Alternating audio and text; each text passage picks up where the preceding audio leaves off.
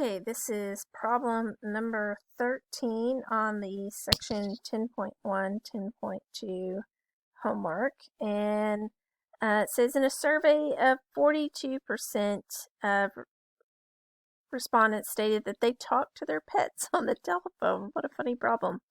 And a veterinarian believed this result to be too high. So this right here is our clue to be, see if I can highlight this. All right, to be too high. That's our clue that what he wants to know is it less than that? Here in a minute it asks us, does the veterinarian have a right to be skeptical? So he thinks it should be less than 0.42, so that's going to be our alternative hypothesis. So he randomly selected 250, that's our little n, our sample size, pet owners, and discovered that 102 of them spoke to their pet on the phone. Use the alpha 0.05 level of significance to figure out if the veterinarian has a right to be skeptical. So first of all, we started off with, can we use hypothesis testing? So we did our n times p naught times 1 minus p naught. That work is right here, and I got 60.9, which is greater than 10, so that criteria is met. The second thing, it is less than 5% of all pet owners. Didn't even say like dogs or cats, it just said pets. So we're going to say 250 is definitely less than all pet owners worldwide. We're going to assume it's a given, says it's given to be a simple random sample. Yep, he randomly selected. The requirements for testing hypothesis testing are then met because all those criteria were met. So second, what is the null? It is that p equals 0.42. Our alternative we already talked about is going to be, we're looking to see if it's actually less than that. Okay, so I went to put this in my calculator to find the z naught and the p-value. So this is what I put in my calculator. My p naught was 0.42, my x was 102, my n was 250, and we were looking to see if it was a one-tailed, left-tailed test less than p naught.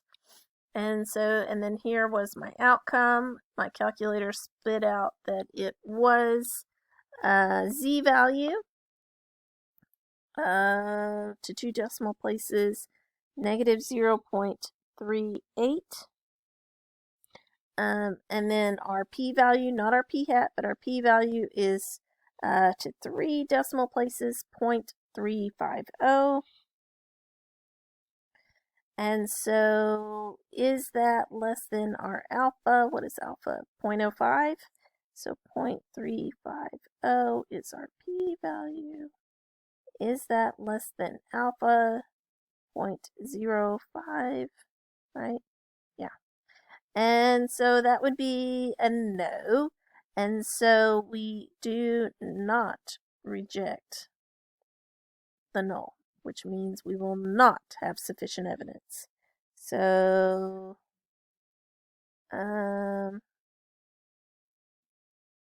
okay, so these are not worded in terms of whether or not you should reject the null. So let's go back up and talk about what our word problem means in terms of the null.